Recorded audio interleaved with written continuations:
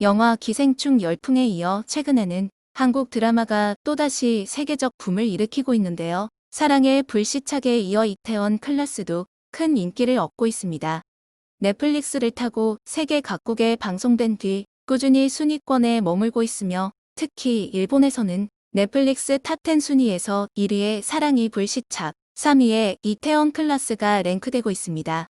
또한 지난 3월 BTS의 뷔가 직접 작곡하여 발표한 이태원 클라스의 OST인 스윗 나이트는 최근 일본 차트를 역주행하며 아이튠즈 탑송 차트 3위에 올랐습니다. 일본의 야후 재팬에는 이태원 클라스에 대해서 분석하고 추천하는 기사들이 끊임없이 올라오는 중인데요. 이에 대한 일본인들 반응 살펴보겠습니다. 일본 드라마는 지루해. 배우의 수준이 낮고 인기 아이돌이나 젊은 배우를 쓰는 유희 같은 드라마는 그만뒀으면 좋겠어. 그리고 인기 좀 많으면 시즌2라든지 3라든지 하나의 콘텐츠에 지나치게 의존해서 일본은 새로운 것이 태어나기 어려울지도 몰라. 한국 드라마는 가끔씩 보고 재미도 있다. 하지만 최근 야후는 한국 드라마의 스테마식 분석 기사가 너무 많아졌어. 방송에서도 그렇지. 최근 넷플릭스에 나오는 한국 드라마의 퀄리티는 지금까지의 한국 드라마에서 한 발짝 두 발짝 올라서 있다. 영화 기생충처럼 한국이 엔터테인먼트에 주력하고 있음을 잘 알 수 있다. 일본 영화 드라마는 좀처럼 이 수준까지 가지 않아. 이태원은 코로나에서 클러스터가 발생해서 유명해졌지. 한국 드라마의 이야기에 관계없는 한국 비판으로 연결하고 있는 코멘트를 보면 80에서 90년대의 한국 같기도 하다. 당시 한국의 일본에 대한 적대감은 대단했지만 일본 사회는 한국에 무관심했다. 그런데 이제 일본에서는 한국 관련 뉴스에 달려들어 코멘트하는 사람이 많은 반면 한국 내에서는 일본에 관심을 가지는 사람이 많이 줄었다고 느끼고 있어. 시대는 바뀐 것이다. 그리고 넷플릭스에서 방영되는 한국 드라마들은 정말 재미있어. 개인적으로 오랜만에 히트 한류 드라마였습니다.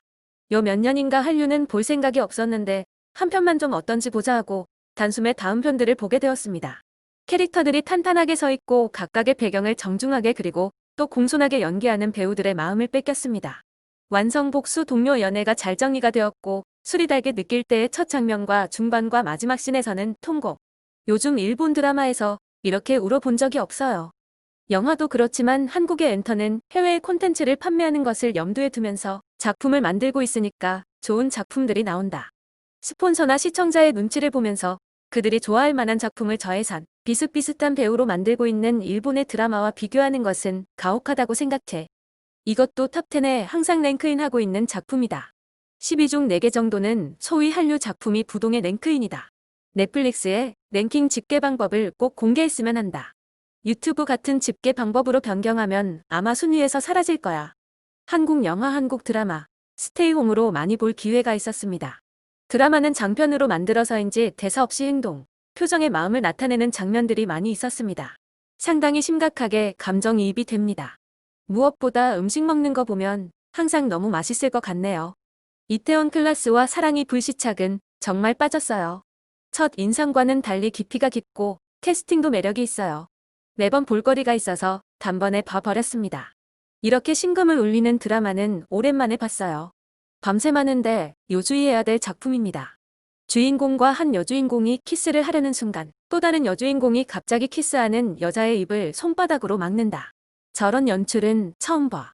참신, 나도 모르게 웃었어.